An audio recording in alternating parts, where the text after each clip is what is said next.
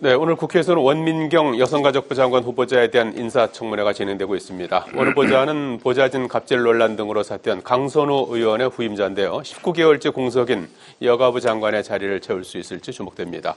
이슈앤 포커스 문학진, 안영환 전 국회의원과 함께 전국 현안 살펴보겠습니다. 안녕하십니까?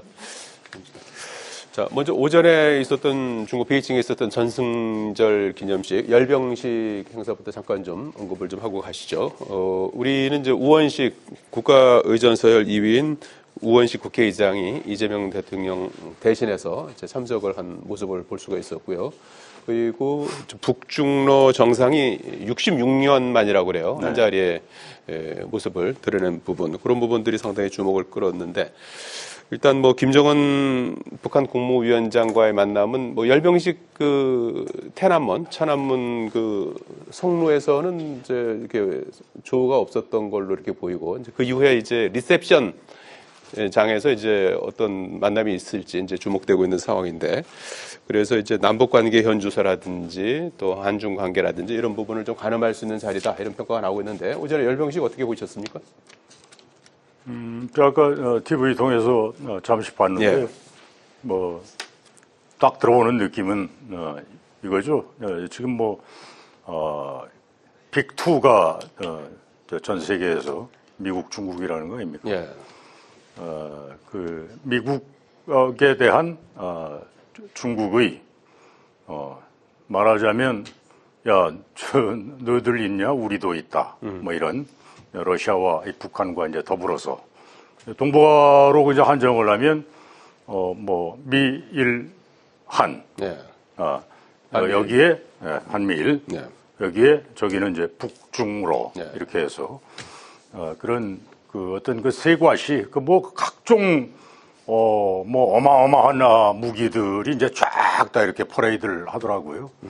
그런 그 세과시, 그러니까 기싸움 인 것처럼 이렇게 보이고, 이제 미국 입장에서는 더더군다나 이 트럼프 정권 들어서서 이 트럼프 대통령의 그 행보가 네.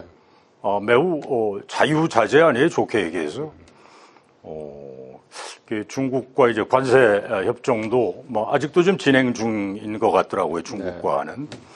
예, 그런 어떤 그 기싸움 아직 마무리 안 됐죠, 네. 그죠? 그런 그 기싸움, 우리 자기네 그 길을 보여주는 러시아와 북한과 이제 더불어 뭐 그런 쇼잉 아니었나? 네. 그런 느낌을 받았어요. 우원식 의장은 어떻게 좀 만남이나 뭐 대화가 좀 오갈 수 글쎄, 있어요? 저는 아까 예. 조금 전에 TV 보는데 우원식 의장이 우리 국가서열 2위 예. 자격으로 갔다는 거 아니에요? 그러니까 거기만 26개국인가 어디 기사 보니까 예. 정상들이 거기 이제 모였다는 거 아닙니까? 기념사진 찍고 이제 그러니까. 막내에 올랐죠. 어쨌거나 이제 그 국가 원수들이 이제 앞자리 애들 쫙 이렇게 차지하고, 네. 푸틴, 김정은을 필두로 이제 그 뒷자리에 아마 앉아 있었나 봐요, 그죠? 우원식 의장이. 그러니까 이렇게 쭉 저 카메라가 비치는데 이렇게 좀 최대한 맨 떨어져 끝입니까? 앉았다. 예. 그러니까 보이지도 않아. 그래서 국가 원수들 모이는 데 가면 영 보이질 않는구나. 그냥 뭐 여답인데, 그건 뭐 크게 중요한 건 아니고. 예. 근데 뭐 조금 전에 우리 사회자 말씀하셨는데, 김정은 위원장하고 별도로 무슨 의미 있는 대화가 우원식 의장과 예. 아마 있기 어려울 거다, 이렇게 봅니다. 김정은 조금 전에 이렇게 보니까 다른 정상들하고는 아마 시진핑하고만 이렇게 옆자리에 앉아서 뭐 열병식 보면서 뭐 이런저런 얘기 나누고, 다른 정상들하고는 전혀 뭐 이 대화가 없더라고요. 이게 리셉션에서는 어떨지는 모르겠는데, 네. 우원식 의장하고 따로 의미 있는 무슨 자리, 대화, 이거는 기대하기가 어렵지 않을까, 이렇게 봐요. 네. 안 의원님은 어떤 부분을 좀 주목하셨습니까? 일단 3명의 독재자가 네. 천안문 막내에 올라서 미국을 향해서, 야, 우리 이제 힘을 합쳤어, 합칠 거야, 무시하지 마를 외친 그런 상징적인 장면이었다. 네. 미국 주도의 일극 질서가 이제 끝나가면서 다극화된 모습을 보여주는 상징적인 장면이었다, 이런 생각이 들고요. 특히 이제 뭐 무기 체제 같은 것을 의도적으로 과시를 했는데, 미국을 능가할 수 있는 군사력을 갖추고 있다, 갖출 예정이라는 것을 보여주는 그런 자리가 아니었나 싶습니다. 특히 이제 시진핑의 연설 가운데서 중화민족의 부흥을 강조를 했고요. 그다음에 또 전쟁보다는 평화를 이야기했는데 중화민족의 부흥과 과연 전쟁 평화가 논리적으로 연결될 수 있는지 저는 상당히 의문입니다. 네. 시진핑 주석이 이런 이야기도 했죠. 국제관계 평등. 미국한테 우리가 당하고 있기 때문에 평등을 이야기하지만 오히려 네. 중국이 중화민족의 부흥이라는 이름하에 약소국가들한테 우리에게 뭐 사드 문제 관련해서 얼마나 핍박을 했습니까? 이런 것에 대해서도 다시 한번 되새겨봐야 된다는 생각이 들었고요. 어찌됐든 김정은 입장에서 보면은 최초의 다자 무대의 등장입니다. 네. 북한에서는 김정은은 신이기 때문에 예. 여러 명의 국가 정상하고 어울릴 수가 없습니다. 신은 한 사람인데 그 신을 접견하러 오는 사람들을 만날 뿐입니다. 그런데 여러 명의 국가 정상 사이에 함께 한다는 것은 신의 위치에서 내려왔다. 네. 이제는 정상적인 국가 지도자의 이미지다. 이제 이걸 보여주고 싶었던 것 같고요. 중국 입장에서 본다면 시진핑의 오른쪽, 우리가 볼 때 오른쪽에 김정은을 세움으로써 김정은에 대해 극진한 환대를 한 겁니다. 네. 국가의 사이즈로 본다면 다른 국가들이 훨씬 큰 나라가 많이 그랬어요? 왔었죠. 네. 그럼에도 불구하고 김정은을 세웠다는 것은 일단 김정은에 대한 우대, 오랜 뭐 혈맹 관계겠죠. 특히 최근에 친러 쪽으로 우크라이나 파병으로 말미암아서 러시아 쪽으로 기울었던 북한을 중국적으로 끌어당기는 그런 뭐 제스처도 있을 수 있다고 보는 거고요. 어쨌든 굉장한 환대를 했습니다. 김정은에 네. 대해서. 그리고 김정은과 이른바 푸틴과 함께 시진핑이 세 명의 반미 전선을 형성하는 그런 장면들이 인상적이었다. 이렇게 말씀드리겠습니다. 네. 우원식 의장은 좀 만남이나 대화가 있을 수 있을까요? 어떻게 사실 이번에 막내에 선 카메라는 다른 타국의 언론사는 진입을 할 수가 없었습니다.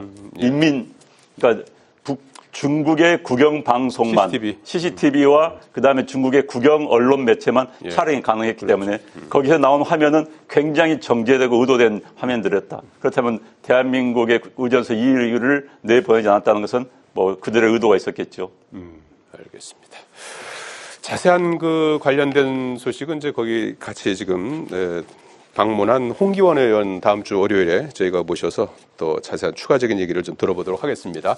자, 인사청문회가 지금 어제 교육부 총리, 최규진 교육부 총리 후보자에 대한 인사청문회에서 오늘은 원민경 후보자, 여가부 장관 후보자에 대한 청문회가 진행이 되고 있습니다. 지금 마지막 그 새 정부 들어서 이제 조각이 되는 건데요.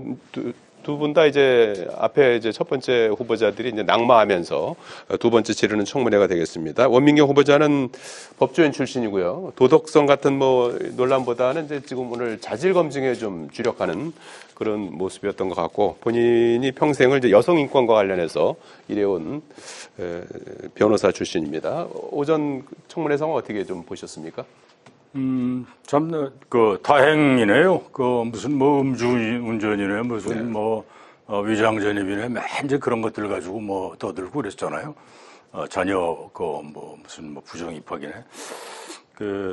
그런 거 없이 이렇게 자질 위주로, 청문회가 오전에 진행됐다. 좀 다행스럽다. 바람직스럽다. 이렇게 보이고요. 그러니까 그건 뭐냐면, 사전 검증이 후보자에 대한 사전 검증이 매우 중요하다. 이제 이걸 반증하는 거죠. 근데 어제 했죠. 최교진 교육장관 후보자. 지금 각종 언론 보도 등을 통해서 우리가 이렇게 전해 듣는 거는 이게 그냥 계속 이제 사과만 했다는 거 아니에요? 과거에 음주운전. 최교진 후보자. 최교진 후보자. 음주운전 등. 그것도 한 20여 년 전인 것 같아요. 어찌됐든. 오래전 얘기긴 하더라고요. 어찌됐든 벌금 몇백만 원 냈던 건 모양인데 만취 상태였다.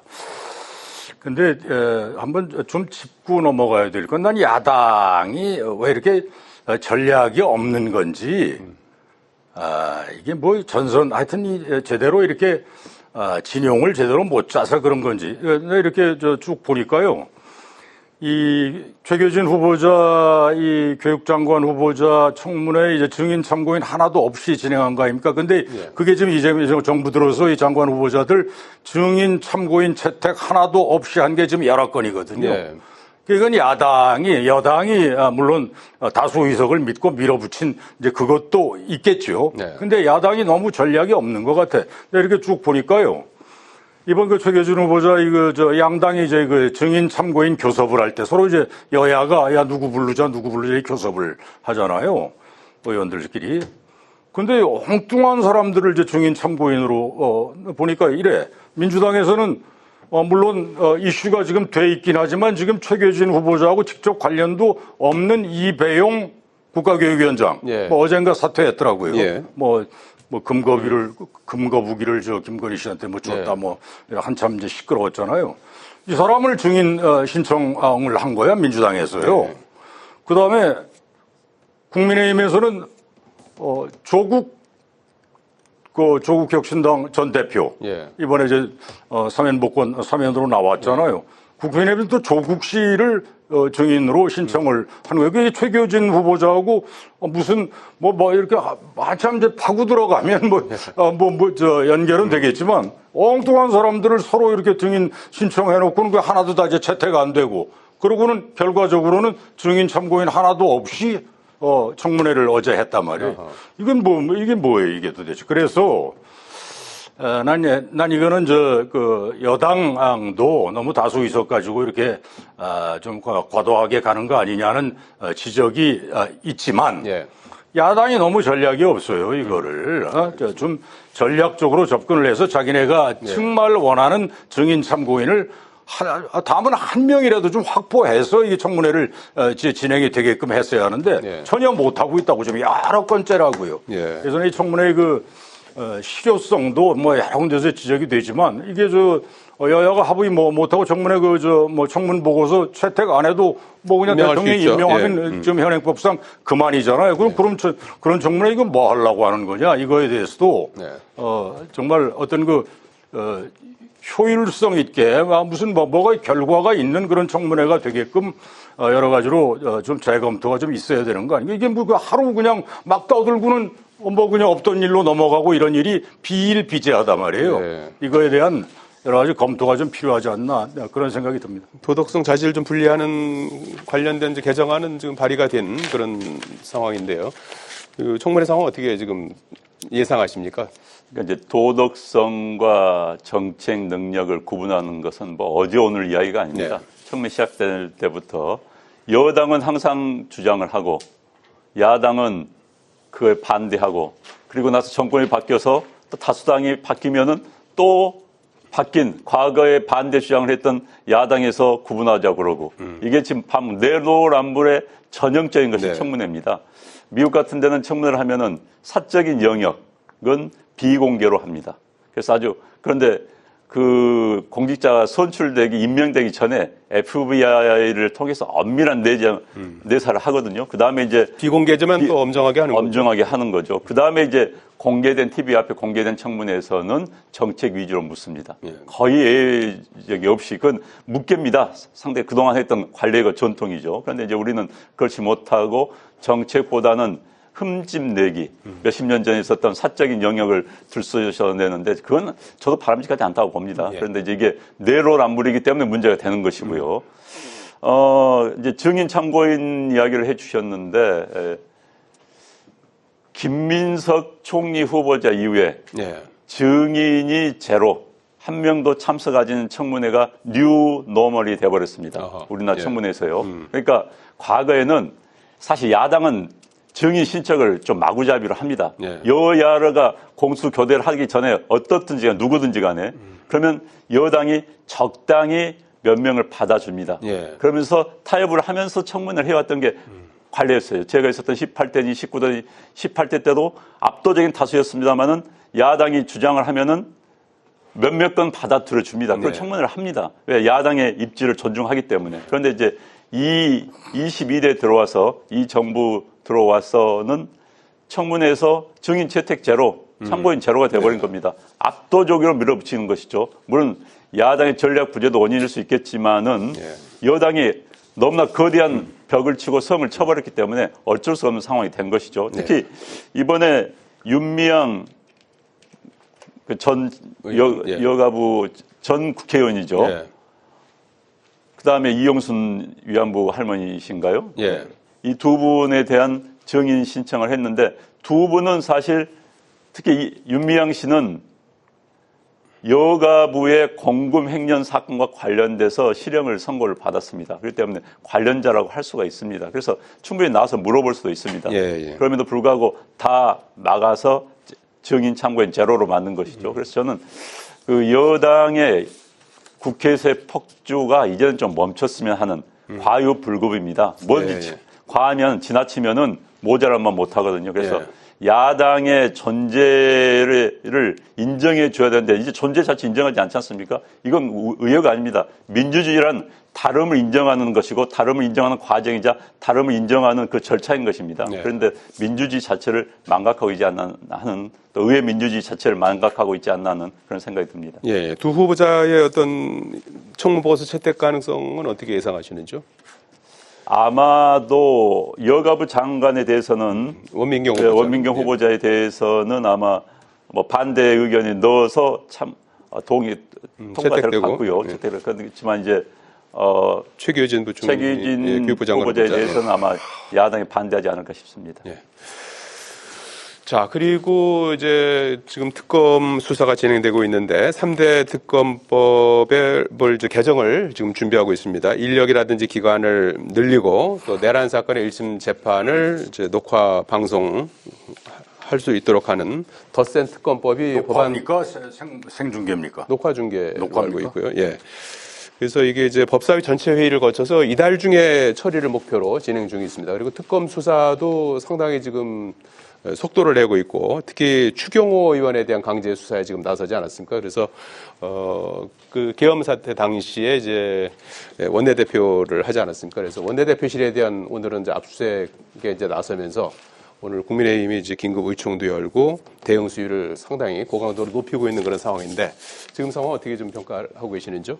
저는 기본적으로 이제 3대 특검이라는 게 지금 이 내란 계엄으로 비롯된 내란 그 특검, 그다음에 김건희 특검, 그다음에 해병대 최상병 특검의 세 개 아닙니까? 나는 이거 세 개 다요. 할 수 있으면 할 수 있을 만큼 지금 개정이 인력이나 이 기관이 정말 할 수 있을 만큼 거기에 미흡하다 싶으면 난 개정할 필요 있으면 해야 된다. 충분히 수사해야 된다. 충분히 해야 한다. 왜냐하면 뭐 다들 아시겠지만 계엄 이 내란 이거는 전두환 이후에 처음 벌어진 사태 아닙니까? 그러니까 한 40몇 년 만에. 우린 진짜 이 계엄이라는 거 얘기 그날 밤 아니면 그날 밤에 잘 못 들었던 사람 다음날 새벽에 이게 무슨 일이 다 깜짝 놀란 거예요. 이런 일은 다시는 군을 동원해서 뭐를 없는다든가 이거는 생각도 안 했단 말이에요. 40여 년 동안. 근데 그거에 대해서 이게 철저히 밝혀요. 추경호 당시 원내대표는 지금 그거 아니에요. 그날 계엄 해제 의결 국회 본회의에서 들어가는데 의원들 속속 다 이제 밤에 모여서 그 국민의힘 의총 장소를 당으로 했다가 또 뭐 몇 분 있다가 또 어디 저 국회로 했다가 막 이렇게 여러 차례 그 번복을 했다는 거. 이게 이제 의도적이었다. 그러니까 계엄 해제 의결을 본회의에서 못하게끔 한 그런 행위였다. 이제 핵심은 아마 그걸 겁니다. 그걸 특검이 이제 조사하겠다는 건데 전 이거 해야 한다고 봐요. 이거를 그냥 어버버하고 뭐 너희 좋고 매부 좋고 하는 식으로는 넘어갈 상황. 야당에서는 아니다. 지금 뭐 내란 논의를 당연히 그러겠죠. 야당에서 반발을 하겠죠. 원내대표실 뭐 압수수색하고 하는 게 이게 사실은 보통 일 아니거든요. 과거에 민주당이 야당 때도 당사라든가 이런 데는 사실 압수수색에 대해서 뭐 전 당원 막 그냥 다 국회의원 뭐 보좌관 뭐 다 동원해가지고 이제 철통이 방어하고 그랬는데 국민의 입장에서야 그렇겠죠. 근데 저는 국민의힘 이건 더불어민주당 이건 그 입장을 떠나서 사안이 워낙 중대하기 때문에 저는 최대한 해야 한다 이런 입장입니다. 안 의원님 어떻게 보십니까? 뭐 죄가 있는 사람 죄를 벌을 받고 또 이를 위해서 정확한 수사, 냉정한 수사가 필요합니다. 다만 특검이 어떤 프레임을 짜가지고 어느 이상한 대통령이 충성만을 일삼는 측근 장관과 자기 고등학교 선후배들로 구성된 장성들, 그 다음에 정신 나간 전직 모 정보사 사령관을 중심으로 해서 소수가 정신 나간 짓을 갑자기 했다라고 하면 이야기가 안 될 겁니다. 그러기 위해서 아마도 뭐 입법부도 개입하고 사법부도 개입하고 이 프레임을 짜는 옛날 우리 간첩 네. 조작을 할 때 도표를 짜지 않습니까? 네. 그 도표를 짜는 수사는 해서는 안 된다고 생각을 합니다. 네. 추경호 대표, 저도 이제 밝혀지면 나오겠지만 현재 언론 보도에 따르면은 당사에서 회의를 하려다가 대통령 전화 받은 다음에 그 시간대로 그 다음에 국회로 옮기려고 했어요. 네. 또 당사로 돌아왔어요. 이건 뭡니까? 그럼 대통령 전화 받고 국회로 가려고 했던 겁니까? 그러니까 애매한 부분이 굉장히 많아요. 그런데 이제 저는 이 특검 수사가 제대로 한 건 좋은데 시간을 질질 끌면서 내년 총선 지방선거까지 영향을 미치기 위한 그리고 뭐 서울시장, 인천시장, 네. 강원지사에 대해서 조사하자는 이야기가 나오지 네. 않습니까? 라이벌 정치인들 제거하기 위한 수사로 이어져서는 결코 안 된다. 네. 그러면 결국 역사의 심판을 오히려 받을 수밖에 없다. 이런 말씀 드리고 싶고요. 예. 죄 있는 자는 벌을 받아야 됩니다. 그러나 정확한 냉정한 수사 이루어져야 한다. 이렇게 생각을 합니다. 예. 죄는 처벌을 받아야 되지만은 수사가 좀 더 냉정해야 된다. 이렇게 주문해 주셨습니다. 여기까지 듣겠습니다. 고맙습니다. 고맙습니다.